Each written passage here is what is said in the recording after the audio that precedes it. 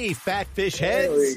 It's time for another edition of the hottest new podcast on all platforms, Fatfish. Sit back and strap yourself in for the wildest ride on the open seas. Now, flap your fins for the fabulous Fatfish brothers, Eric Fish Snyder and Brad Grunny Grunberg, a.k.a. Snacks. I love when Dave Linden says snacks. I love it when I mess up and I put the close of the show. That's not a precursor to what number 79 is going to look like when I do the closing in the beginning. Oy vey. 79, buddy. Number 79, boss. Wow. Huge. Exciting. By the way, I wanted to do some exciting news, man. Announce Monday I'm going out with Chunky Love, trying to find a home. To find something. So hopefully you saw the sizzle, right? You liked it? I saw the sizzle. It's a combination of Cash Cab and Johnny Cocktails that you did a great pilot for that I was in for Fox back in '92. So you put those two together. I love you. I think it's one of all the projects you have. The 732. It's the best, one of the best ones. By the way, I forwarded you they're doing reels on great scenes from past movies, and the scene in Fast Times at Ridgemont High when the three guys come in, Spicoli and his two buddies. They showed that, so that was the scene that we did in the cocktail hour, and you were brilliant. You knew your lines. You asked for makeup and hair. I didn't understand that, but it's okay. You look good. Yeah, you look good. You look good. I still love telling that. So I'll say it. We've said it on 10 podcasts. That Brad said, "Can we use your family's bar to do interiors for the pilot?" I said, "Yeah." He goes, "What do you want?" I said, "Nothing. I want to act." I work in a bar for 12 years that every single Jack Wagner, John Stamps, a lot of actors come, Dan Cortez come and go. I didn't want to be an actor, so I got to go to this schlub next to me, and he gives me my first acting role. And it was Sam Perkins of the Lakers, and I had a line. It was fun. It was a lot of. I wish the pilot would have gone, but now Chunky Love is out there. We're going to keep you apprised of it here in Fast Fish Land. Real quick before we bring our guest on, if you look at one of our banners, it says, "Please keep Fat Fish on DBTV." Go to dbtv.tv and help DBTV stay on. It's one of these things you see when like DirecTV has a problem with ESPN. Hi, Molly. And you see that sometimes you can lose a channel. So just go to dbtv.tv. It's a service that we're on. We're trying to monetize. They are in hotel rooms throughout the planet, and it would help out the guy DB that runs it, and maybe help out us out in the future. That being said, I was in Cincinnati, and I had a lady I met in the bar, and I took her up to my room, and I put on the TV. I wanted to watch one of the games. DBTV came on, and one of our episodes. She went crazy. I mean, nuts. She thought I was a star. Yeah. Well, it's too bad you got to take some of my exes out because you're that goddamn desperate. Yeah. Hey, I'm desperate for a win. And we are so blessed. I've done many podcasts with this guy from the Game of Winning podcast. John Hardison is again with us because the NBA, the National Basketball Association, your great friend Steve Kerr and the Warriors, the Lakers, the Knicks, big trade yesterday. Karl Anthony Towns goes from Minnesota to the Knicks. What a huge. So the NBA now is in training camp. The NHL is now in training camp. Baseball playoffs start Tuesday, and we're smack in the middle of college and pro football. So for no further ado, bring him in for us, John. Bring him in for us, Brennan. And by the way, this is your favorite time of year. This is my favorite time of year for sports. Me too. Want me to bring him in? Bring him in. We love this guy. He's family. Sei gesund. He knows Yiddish. Nice hand for John Hardison, everybody.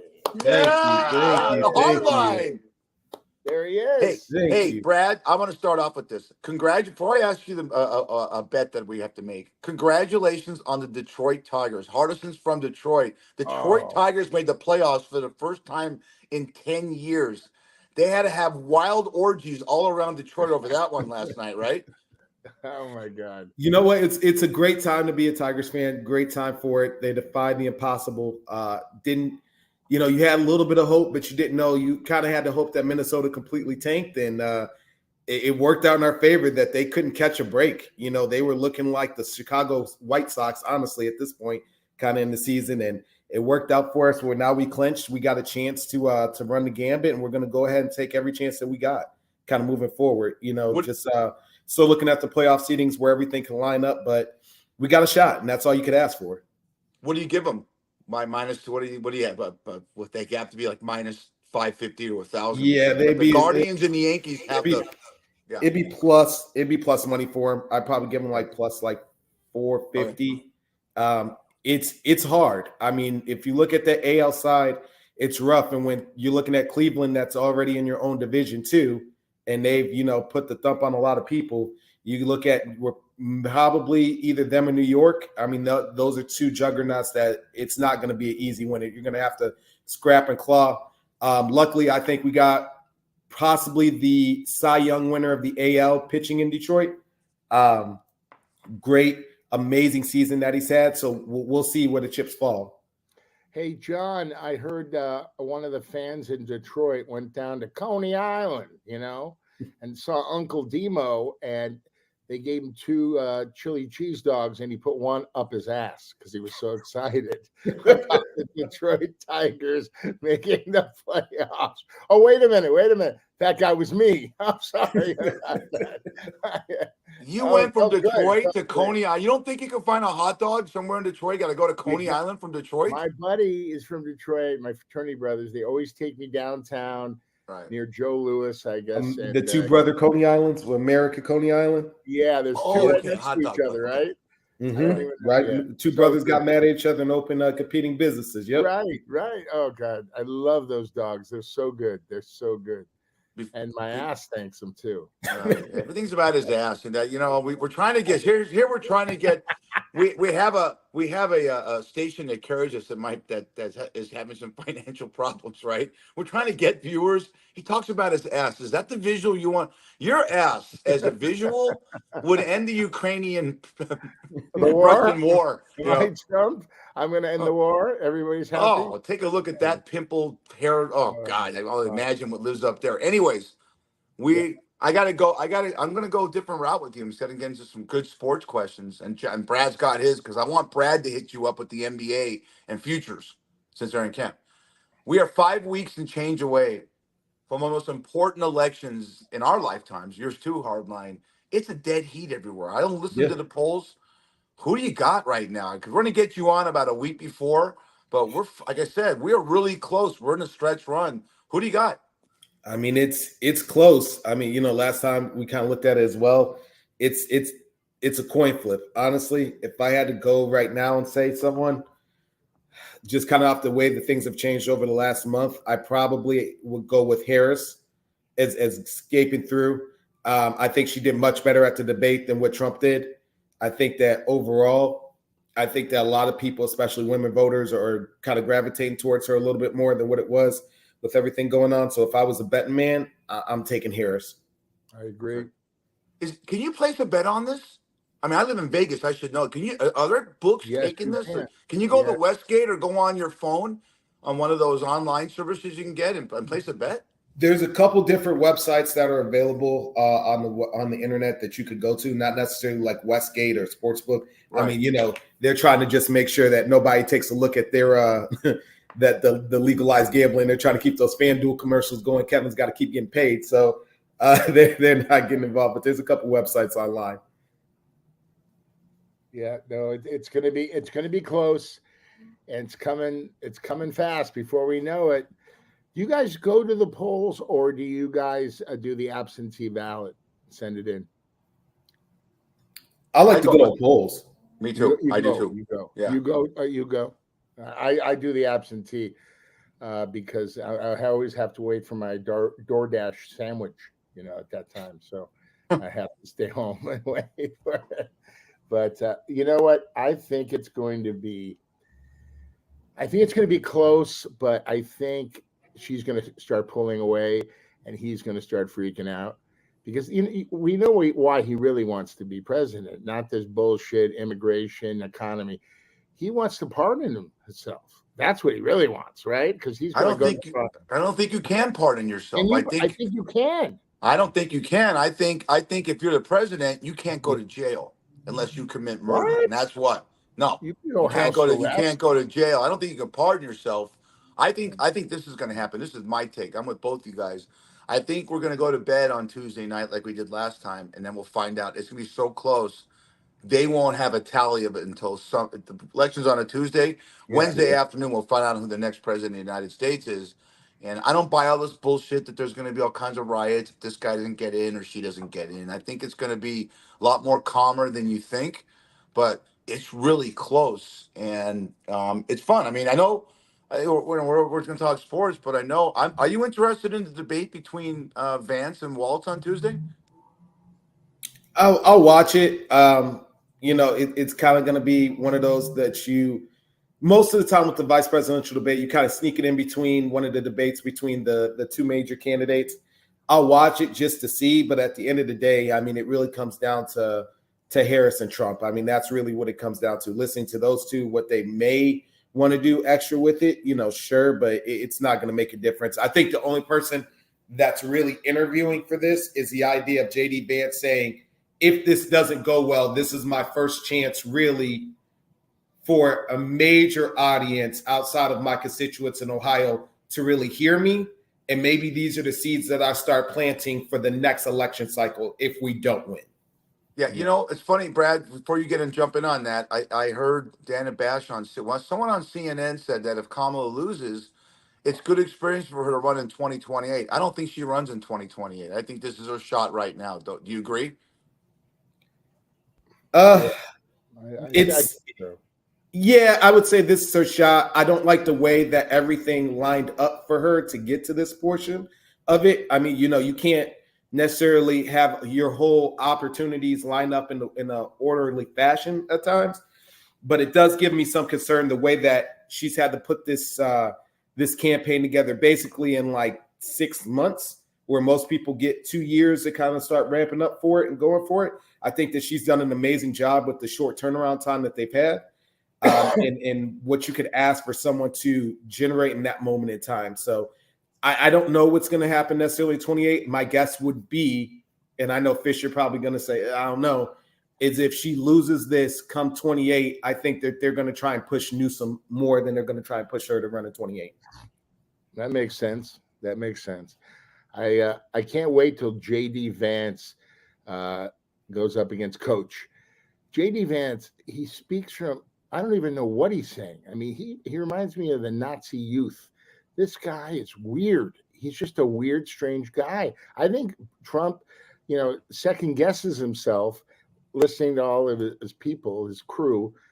You got to go with J.D. Vance. I think that was a huge mistake. What do I know?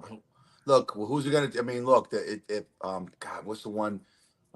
Nikki Haley is the one that he should have taken because she's a little bit more conservative. Not less conservative, and she wasn't really into a lot of his policies. A lot of times, you take a person as your second that doesn't always agree with everything you do to fill out the ticket, fill out the platform, but we're going to find out. I think it's great, but I want to focus now, guys, and change gears on sports. We're seeing we saw something with the WNBA. 48% more fans in the seats than ever. The highest ratings. Their ratings this year were a percentage point less than the NBA. I think this is fantastic that we're seeing the birth. It's like the Knights here when they opened up. John, you're living here in Las Vegas. Yeah. How big they were. Now they won. I think it's great, and I think it's great for sports. And this is John Hardison, the Game of Winning podcast. Do you get any take calls on your sites or about WNBA action? Because it's heating up right now between the Liberty and the Ace at the Westgate and Circa. It's heating up, and there's questions here and there about it. The biggest thing that I think is they finally, I hate saying it this way, I feel like they finally got their superstars that they've been looking for years, and it's finally coming. Two, and I know people, our female fans are going to get mad, but shit, I'll take it on the chin. You got some attractive women. You got some attractive women that are now your superstars of the NBA, and it's pulling in guys, but it's also pulling in other females to look at it as well. God bless Diana Taurasi and a couple of the other ones, but they weren't Caitlin Clark. They weren't Asia Wilson. They didn't look like Angela Reese. They didn't even look like the girl that plays for the Spark. I can't think of her name. Cameron Brink.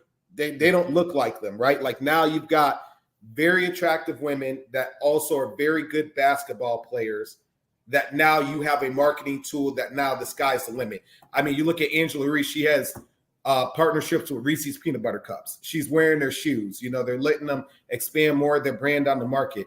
Caitlin Clark with the carryover from college, and they did a really good job incorporating that and giving her matchups at least 2-3 times this season with Angela Reese in that national championship, going back and forth, similar to what you saw with Bird and Magic. So they're marketing it the right way. The most important thing is making sure that they're surrounding these key players with great talent to keep this going, because you don't want them to be on a bad team that just nobody pays attention to. Fish, you're in Vegas. Look how good the team is. They keep adding more and more pieces to make them even more better. And they got a 3-time MVP in Asia Wilson. It's drop dead gorgeous. As a matter of fact, gorgeous. She watches the podcast now and she says, "Forget Brad's ass out of there. I just want Fish and Hardison." Thank God. Asia Wilson. Yeah. It's funny you should say that, because now these girls are getting. I guarantee you're going to start seeing commercials, Brad, with these women. When they dress up. There's got to be 50 women in this league that are drop dead. They're all attractive and they're great. The good thing is that the NBA subsidized this league for 28 years, and it's going to help the NBA out. Sometimes the NBA gets some bad press. The only thing I want to ask you this, and we'll get on the next subject if you guys want, is I think the WNBA's got to do a better marketing job. I can't believe Asia. One of the players said it. Was it Asia Wilson or was it Kelsey Plum? They're getting killed. They put their games on this weekend against the NFL and college football. They have a playoff game going up against fucking Georgia. Georgia plays Alabama. Who does Georgia play later on? 2 versus 4. Is it Alabama? Yeah, they play Alabama today. Okay, I got news for you. You're going to lose. Start the season earlier and go up when I can't stand. The NBA does that. On Christmas Day, the Lakers and Celtics played, and the Giants and the Philadelphia Eagles last year. Giants are out of it, blew it out of the water. No one watched. So I get hot about this. I want to see them. I want to see the WNBA succeed. Market yourself better. Stay away from college football. I lived in the South. They don't give a shit about you down there. I'm sorry. They don't. Thank God, John Hardison, that, the players, they used to look like fish, Nothing wrong with that. Can you imagine a player looking like this, the Mr. crossover with these glasses? He's dribbling with one hand and pushing his glasses onto his fucking head with the other. I gotta see the hoop. Fucking guy's a fucking mess. John, really, it should be just you and I. Come on, man. You know how this should go. Fish, we love you, buddy. It can't be just you and him, because he'd never get a bite to eat, and just the thought of your look in our. I'll just say. All Brad has got a weird sense of humor. So when we do our little cue before coming on the show, he goes, "John, you look really good. I heard you shaved your nutsack." And I'm like, "Where does this come from?" It's funny. You say to him? It's funny. It's funny. I said he finally got his nutsack shaved, and I'm very happy. I gave him a sitting ovation. That's funny. Sitting ovation. Laugh. Right, John? I had a couple suitors on the table. I decided to go with the shave. I could have done the Brazilian. I could have lasered it off, but had to keep the old Dirk Diggler going. Handsome man, you are Dick Diggler. You are a star. Boy, I love that. I love to see you in that last scene in that movie when the thing just falls out. Yeah. No wonder why Burt Reynolds had a heart attack from looking at that. By the way, Brad is a big. He sends me all these great movies from the 80s and the scenes. That is the movie from the 90s, everyone. Boogie Nights. Get it. Watch it. Great movie. Amazing movie. Brad auditioned for Dirk Diggler. Wahlberg beat him out. I don't know why or how, but it's an excellent flick. My little peepee, I didn't get a call back. Well, they do CGI and stuff like that. They can put they can do prosthetics. So, guys, let me ask you. Let's segue over to the NBA. Karl Anthony Towns. He helps the Knicks, right, John? He helps the Knicks big time. I think he does. Yeah, what do you think? I think he does. In my opinion, kind of looking at it when the news broke, the first thing I thought of was I think that they're moving Randall because of the injury concerns. And I think that maybe this frees it up. I mean, my biggest concern for New York is you got rid of Hartenstein. Now you're moving away from Randall. So you got a little bit of the depth removed. And now you're kind of putting it more on Towns. And they got rid of DiVincenzo, which I thought was a huge loss for the Knicks. Yes, I mean, he was such a heart and soul of that team. I agree. Last season, kind of going on. He played for your Golden State Warriors too, Brad. So you know how good he was when he was great, there. Great shooter, great player, great teammate. Absolutely. And so I'm kind of concerned what this means in back office, because the reason why Bridges did move over the bridge from Brooklyn to the Garden was the fact that he was playing with a lot of his teammates, Brunson, DiVincenzo, and him from Villanova. Now you take that away, you put in Towns. I think it makes them a good team. I don't know if it necessarily makes them a great team. On the flip side, I think that the Timberwolves won the trade because now you've gotten rid of Towns, which everybody thought was a little soft. You've now got a harder guy. You've improved your shooting as well. And now you've got somebody a little bit more to anchor that defense in a playoff run if you were to see Denver again, which was the way they built the team to be in anyway to begin with. So I think overall, I think it's a good trade. I think the Timberwolves got a little bit more out of it, but I can understand why the Knicks decided to go this route. And I think it gives them a little bit of a way to step out and clear the floor a little bit more. Yeah, I agree with you. It's interesting that even one player can change everything, you know, and a big man in the middle in New York, where they love their basketball, man, right? Spike Lee doing his thing. The Mecca, yeah, Madison Square Garden. I really think they're going to make a move. I don't know if they're going to make the championship, but it's going to be great basketball, I think, for both teams. You know, I still like Boston because I think they didn't get a lot out of Tatum in some of those games, and they just they had some games where guys were absent and they just dominated.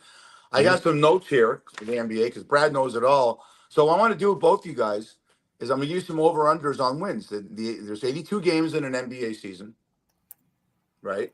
Lakers over under 48 games. Over under 48. John, I'm gonna say I gotta say under. I just I don't see the Lakers. They have the money, they have everything, they have the fans, but they just don't do anything in the off season. They make these trades. You're like, what the fuck are they doing? So I think under 48. What do you think, John? Go ahead, John. I'll say under 48. You got a rookie head coach, a coach that's never coached before. LeBron's older. They're trying to get his son some playing time. I don't know Davis's health overall, what it's going to be. It's been so up and down over the years. I'll go under 48. I think they sneak in as maybe like a 7th seed. I'm a huge Laker fan, and I'm into LeBron. But the pulse of our hometown, Brad knows this. They're pissed off they took Bronny in the second round. He averaged 2.6 points a game at USC. That was a father something. That's great. It's nice for a Hallmark movie. But does it make the Lakers a team that could compete in LeBron's final year with that great West? I got him winning 45, 46 games, sneaking in as an A seed. Okay, you're not going to like this, Brad. Over under the Golden State Warriors, 46. Well, Brad, you stay out of this one because I know you're going to go. But when you say over on 46, Brad, tell me why. 46 games for the Golden State Warriors.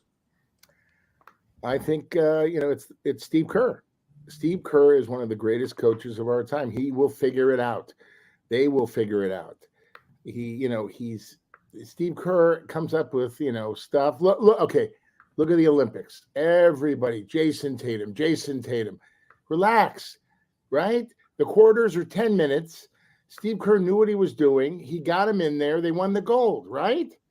So, there's all these naysayers, but I think Steve, it's going to be close, but I think they'll get there. I think they'll go over 46. Just barely, though. Just barely. John? I'll take them over 46. I think that you got the most of your core. The only person that really left you was Clay, and Clay was kind of going downhill a little bit just because of all the knee injuries. I think you get over 46 with them. I think, you still got Curry there. You still got Draymond there. You still got a lot of your pieces that you had last year. I'll take him over 46. Now, again, I agree with Brad. I don't think it's going to be much more than 46, but I'll take him over 46. Yeah. Here's an interesting one. This Boston Celtics, the NBA champions, over under 60. It's only 82 games. Over under 60 games. That's how the East is being disrespected. Yeah. It's John? I'll take under 60. 60 is hard. 60 is a lot of games. It's hard. I'll take under. And again, there's going to be a time when a lot of player teams go through slumps. They had a long run last year. And then, Tatum went to the Olympics as well. I think that's partially why, even though they said Brown wasn't selected, I think he was happy just to get that rest on his body. They kept most of their core together. I'm going to go with probably 58 wins they'll get, but I think it's going to be under the 60. I got to ask both of you a question. What is going on with Kawhi Leonard? This guy, he has another injury. Why do they wait till like 3 days before training camp to address it? This guy is a fantastic player, but he's injury prone, right? And then they keep him out for 3 months and he's useless. I mean, they're opening their new venue and it would be great to have the whole team intact. So I don't know what's going on with Kawhi Leonard. I don't. Excuse me, John. Are they playing down by SoFi, Brad? Is that the Clippers' new arena? They built unbelievable venue. It's like right behind it. It's right behind the Forum. It's spectacular. It's like going into the future. No cash, everything credit. I mean, it's kind of like SoFi. You know what it is? It's SoFi on steroids. That's what this new place is going to be. And it's going to be phenomenal. And tickets are going to be astronomical, right? They got to pay for it, right? So, Bonner has to pay for it. But, I just think I just don't understand Kawhi Leonard. I know he's getting older. I understand that, the body starts to break down, but I don't know. What is he doing? What is he doing in the off season? Going to strip clubs? Guys get injured. Look at the NFL right now. I've never seen injuries like that in the NFL ever. 3 weeks, and the guys get injured, and it's contact. And I don't know what's your take on Kawhi? Kawhi Leonard's one of these guys that you're right. You talked about the one guy like Town. Brad made a good point. Towns could go to the Knicks, and the one guy could be the catalyst. That Brunson's a great player, and the one guy is the guy that's the missing piece. Same with Kawhi. If Kawhi's healthy, that the Clippers are wow. There's such a jinx about them. Going from Donald Sterling, now I know what's his face? Ballmer. What's his name? Ballmer? Steve Ballmer. Steve Ballmer, right? Owns him. He's a better owner than him, but it's so hard. We grew up in LA, John, and he'll tell you it's always the Clippers are always a sad sister to the Lakers. The Angels are the sad sister to the Dodgers. It's always going to be that way, and it's and so they got rid teams. of and you're right. They're always the redheaded stepchild to the Lakers. But who the Clippers got rid of somebody else. What's his name from Palmdale? He moved on, didn't he? You got me. Well, you talk about Paul George? Yeah, Paul George is gone. Oh my gosh, he's done. He went. I don't know where he went, but he went somewhere. That's another guy. Yeah, they kept Harden. They kept him, right? He's lucky to have a job, and he can still shoot. He can still shoot the ball. But he's not as sharp as he used to be. Come on. His whole moniker is do you really want to win? You remember when he was a free agent and he said, "I'm going to go back to Houston." They were the worst team in the league a couple years ago. When you're a superstar in your 12th, 13th season, you want to go to a team that has a chance to win a championship. I'm going to give you my predictions for the championships. Okay. The West is so wide open. The West is the better teams. Don't laugh at this. Okay. I've got OKC and Denver going to the championship the conference championship. Yep. If Joel Embiid, and of course, you guys are such basketball aficionados, and Hardlines, is just, makes a living off of it. I think if Joel Embiid's healthy, Philadelphia, I think Boston's, could repeat in the conference championship. Now it's sexy to say New York. I'm going to go Philly, Boston. What do you guys think? John, go ahead. In the East, I would go. Boston's there. Boston's going to make it. I think they're just they kept everything together. On The only thing that could stop them would be the injury bug, honestly. And I probably would go Orlando and Boston. Orlando had a really good season last year. They defy a lot of odds. I think they're much better put together than what Cleveland is. They've got the shooters. They've got the talent. I think that they can make the Eastern Conference Finals. Yeah, I think Denver. I think Denver. They have to rebound from last year, and Boston. Those two. Okay, like those two in the championship. In the championship, I think it would be a phenomenal championship. Yeah. Let's segue, John, because something I'm a teary-eyed guy. I'm a sensitive man. I'm safe in my skin. I've been to this place many times in the last 56 years, and it's just when you watch a final game in the stadium. This is the Oakland Alameda Coliseum. The A's played their last game there. They're the last team. The Raiders left in 19, and they left the other day. And I don't know. Brad and I grew up with the Dodgers. I couldn't believe if the Dodgers left and the stadium ever closed and the wrecking balls come. You were born and raised in Detroit. Could you imagine if they went and took, Tiger Stadium's gone. It's just something that's, an iconic landmark in sports. Oakland's lost all their sports teams. The Warriors went to San Francisco. The A's are coming here to Vegas. The Raiders are already in Las Vegas. Yeah. It's a shame. Don't you think someone just step in? Because the fans deserve better. Yeah, the fans deserve better, but there's a lot of, again, this is what Al Davis used to say: the generals win the wars, but the politicals decide it, right? So, like, that's the thing. It's not about who's on the front line; it's about the politics of it all. And unfortunately, they couldn't get together on the stadium. They got back and forth with the city on the stadium of doing the upgrades and what needs to happen and what goes from there. And the city wasn't budging with that. Fisher wasn't going to put money into the team. I don't think he gives a crap about the team, to be honest with you. No, I think he just wants something that's shiny and new. And so, unfortunately, the fans suffer because they can't come to an agreement on how to upgrade the stadium. I mean, my gosh, we talk about it all the time, Fish, previously. Even though the A's are in LA, how much do people talk about how crappy the stadium is all the way in Anaheim all the time? And that's kind of the situation that you're looking at in Oakland. The team has been consistently bad for years. They weren't going to put money into it. The city wasn't going to funnel any more money into the stadium. And so now we're at an impasse where, unfortunately, the only thing they could do is leave. Brad, let me jump in because I'm close to the situation. When I covered the Raiders for AOL, even back from 98 to 2002, the city was never willing to work with Al or Mark Davis. Mark Davis wanted to stay in Oakland. He's not. Yeah. His intention was not to go. It's the fourth largest market, the Bay Area. He wanted to stay there. They never worked. Fisher's an asshole, but they never worked with Mark Davis, who wanted to stay there. Here's my point. Okay, the Oakland Alameda Coliseum, they could have taken down. They're gonna demolish that stadium along with the Oracle, where the Warriors played for years when Kerr won his championships. Yeah. Right, to put public housing in. They regentrified so much of Oakland because of their sports teams. When I flew into Oakland, I come in on a Thursday, leave on a Monday. I'm eating in your restaurants. I'm drinking in your bars. I'm shaving Brad's fat ass in one of the major, haircut places down in Franklin, Jack London Square. It was a great place. You saw regentrification, sort of like what Culver City went through, Brad. Right. And now it's done. The mall closed next to the stadium. All the hotels. Every 7 hotels that hunker around the Oakland Alameda Coliseum all closed for good. So you need sports teams. What's public? It's great to have public housing, but how's that going to build your economy? Yeah, it's true. Yeah. And they're putting public housing on both sites. Well, the Oracle's right next to the Oakland Coliseum. No, right. I'm saying, yeah. You could. It's 15 feet from the 20 feet to get from the. Where the A's played to the where the Raiders played to where the Warriors played. It's like the practically attached. Yeah. It's like the Grove.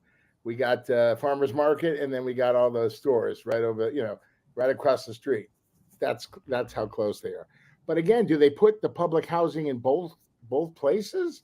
The whole, it's great. The public housing, you know how big that acres there are with the Coliseum and that? Yeah. Public housing, I think it's great, but the Oakland was going such in one direction, and the Fisher and Davis really want to stay up there. Okay, if you remember the vote way back in 2016, Davis was just pissed off when he wanted LA, and they gave LA to the Rams. To the Rams. And then he went back in there and he got Vegas, and it worked out great for him. He was a billionaire. That's another. I don't want to waste your time with that. Football. Never Yes. seen as many injuries. What's your take on Tua? Because Brad and I had an interesting discussion on one of our podcasts recently. You know, we can't tell the kid what to do, but you have a take on him, who's obviously had 6 concussions, and now he's meeting with everyone from the Pope to to every neurologist on the planet. It's a Have a touchy serious situation, isn't conversation. it? Have a serious conversation with your neurologist and your doctor. And if I was him, I would go to an independent neurologist. I don't even want anybody that's associated with the league. And I want them to tell me realistically what my chances are, what my quality of life is going to be moving forward, because this is a short period of time, and let him make the decision that's best for him moving forward. And if you have all the information and you still want to make it in play, then hey, that's on him.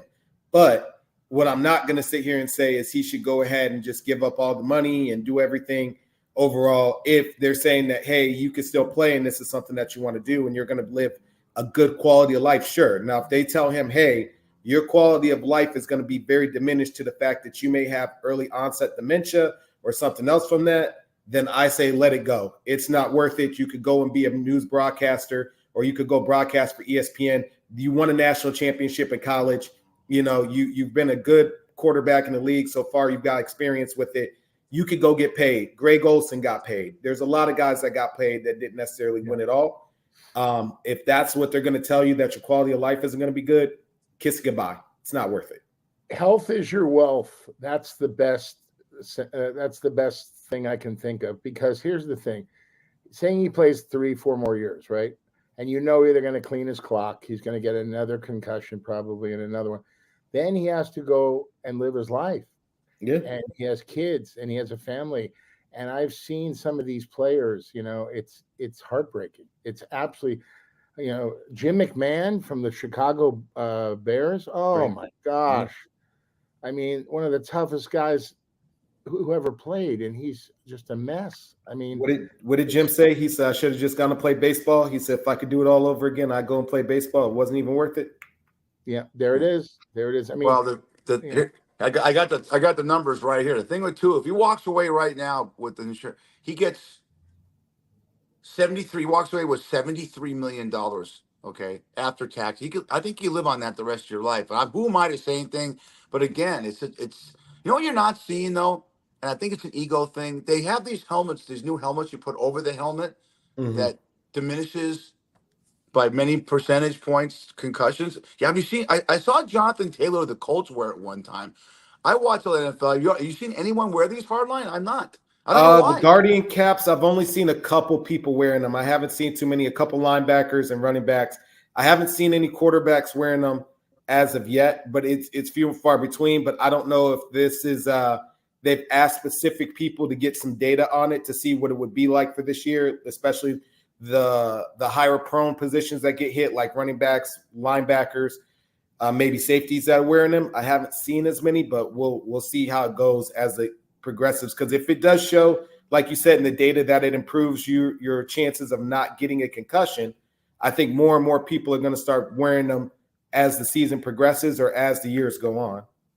Yeah, I think the high school kids are wearing them. I saw a story on this great high school team, and yeah, they're wearing them. So they got to start with some degree of like kind of trial and error. And I think the high school kids would be a great place to start, or even Pop Warner, the younger, really the young kids. So, all right, I got a football question for you guys. I've been watching. There's one team that I think it could go all the way to show everybody, F you. The Buffalo Bills. They are unbelievable. I mean, I know you guys are going to say. Not a surprise.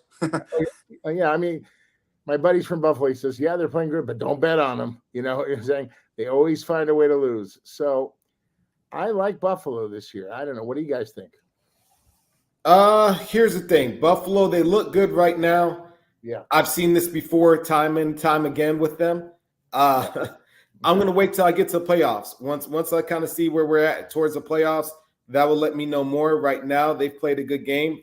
They've played a couple easy games, honestly. They played the Cardinals the first game of the season, and the Cardinals are so-so. And then they also played last week. Who was it? The Jacksonville Jaguars, who everybody's just fighting to keep their job in that facility. So yeah, it's hard for me to really get a gauge on how good they really are. But they got a shot at winning the division. They got a shot, especially when you look at Miami's lost their quarterback. The Jets are questionable, and the Pats are just no good. Yeah. I got a statement and a question. Statement: the Minnesota Vikings, Brian Flores has the #1 defense. They're 3-0. They beat the crap out of the Niners, and they wiped the ass of the Houston Texans, two very good teams. They're the best team, I think, in the National Football League as of right now, where it's early. So I tell my wife, who thinks John Hardison's the most handsome guy in the world, my wife is very learned on all the survivor pools around this planet, which are going crazy. Can you believe they want the circus down to 4% because of all the upsets? So she says, ask John this question.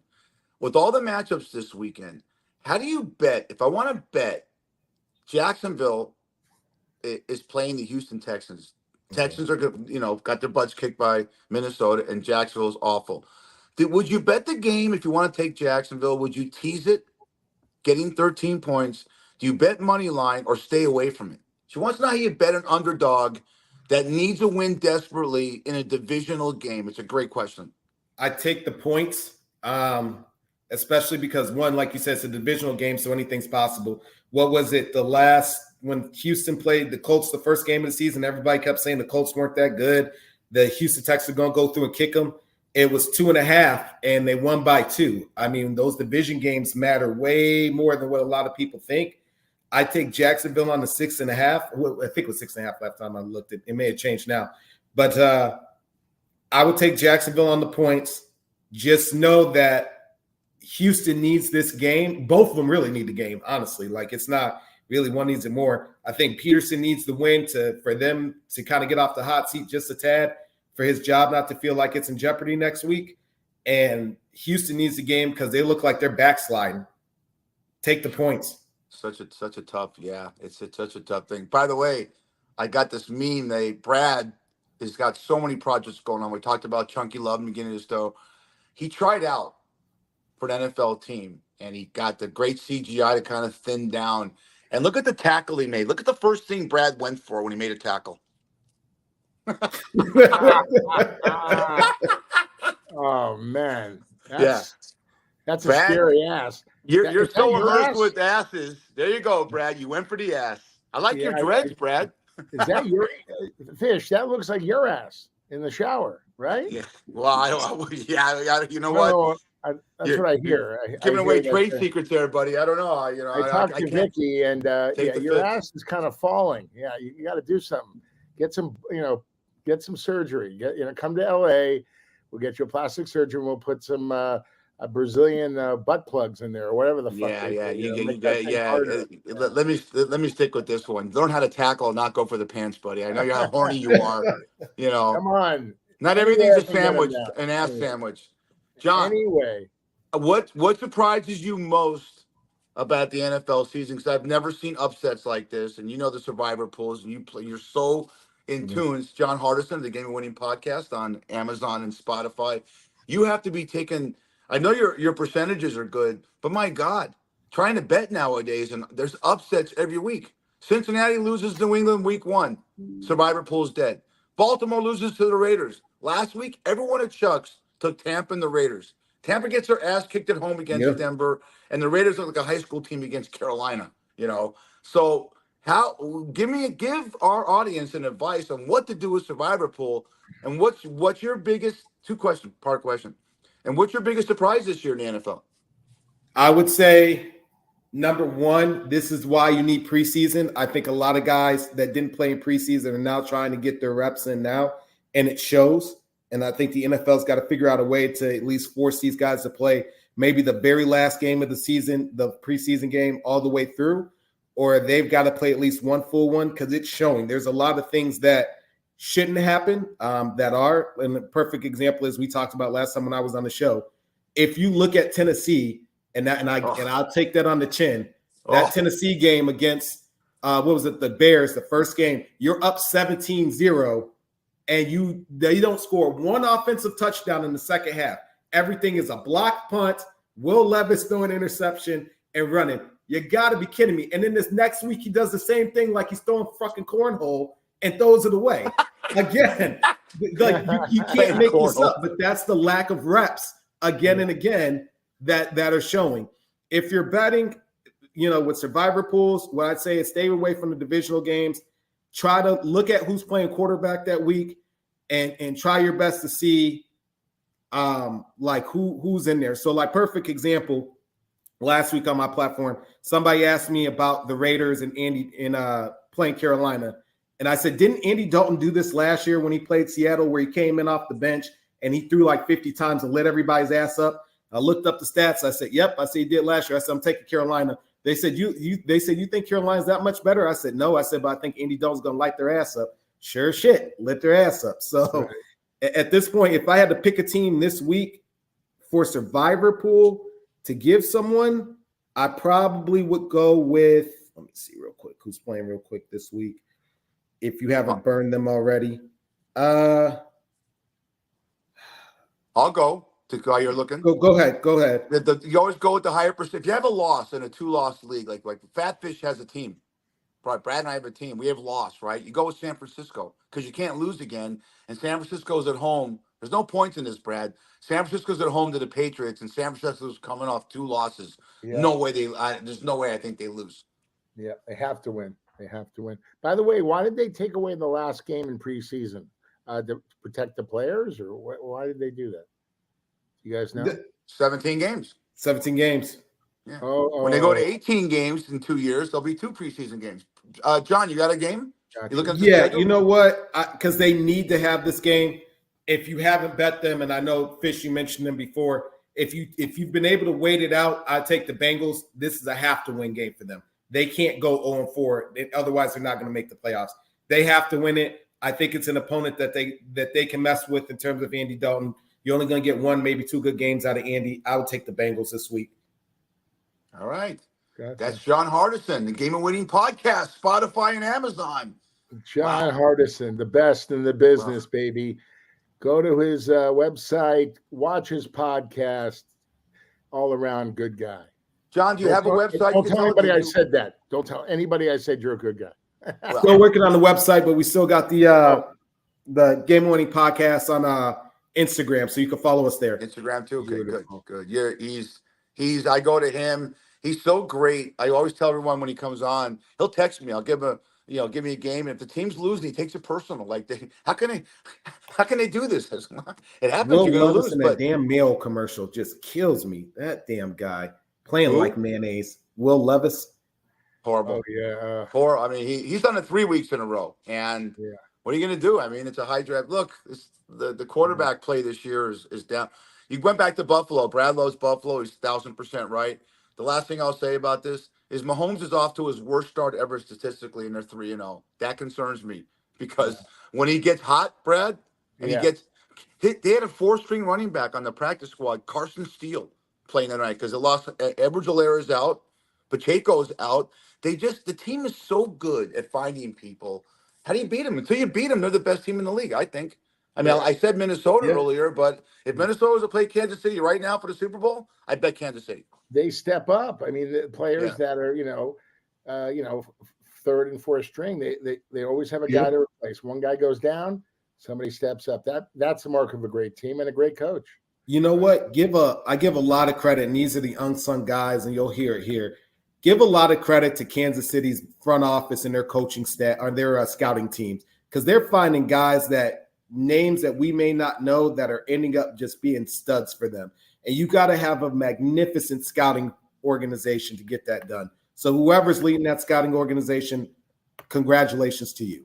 Not only that, last year they led the league. They set an NFL record last year, Brad, for drops. Most drops in the history of the league and the most penalties. They had the most penalties, and they won the Super Bowl. So you're right. You're 1,000% right. It all starts with Mahomes. Remember one thing, guys. They're going for a three-peat. Never been done. Yeah, true. So that fires you up. At the end of the season when you're tired and you're achy and all that stuff. Fuck, when are we going to get a chance like this again? Let's go, everybody. You know what I'm saying? So things are going to be very interesting come the playoffs. We're going to hook 'em horns. We're number one, Hardison. We weren't when I saw you last.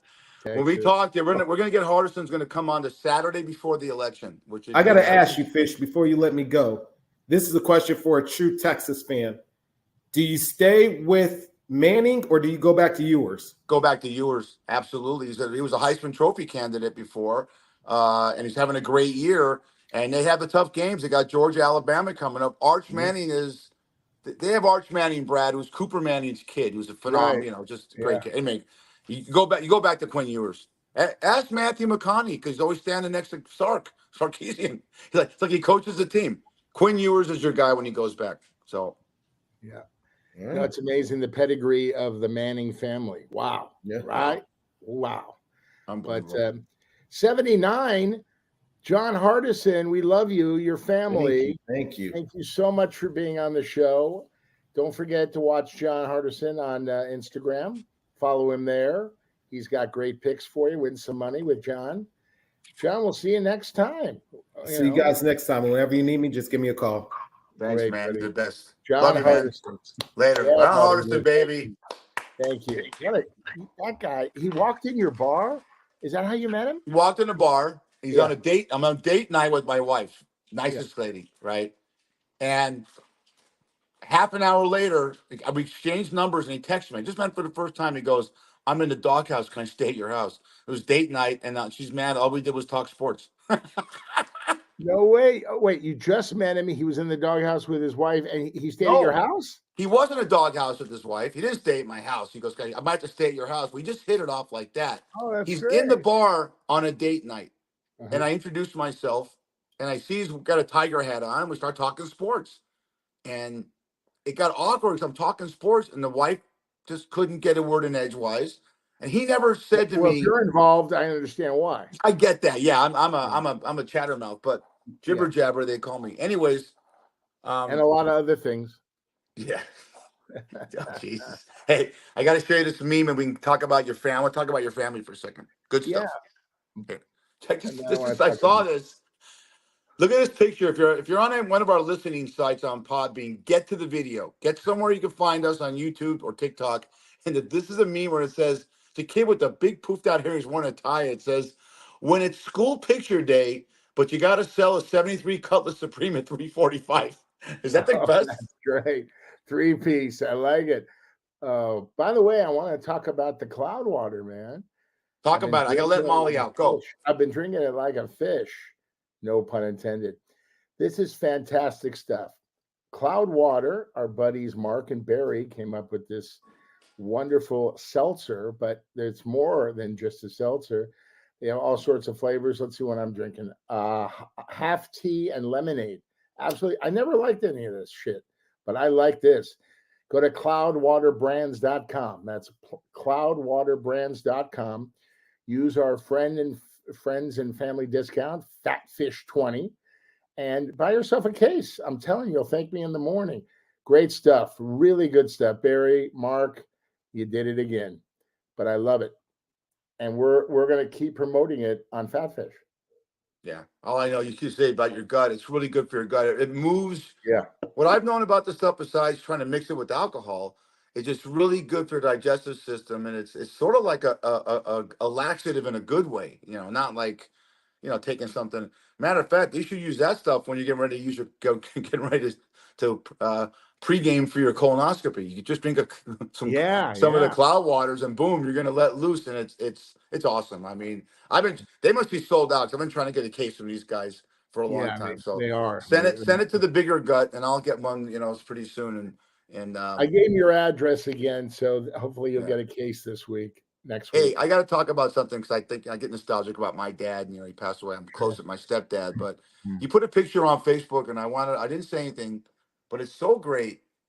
And talk about because we're in a time right now where there's this divide and anger. You took your dad to get a haircut, and you both had haircuts. You got your arm around Jerry, and you're the proud son. Because yesterday was National Sons Day.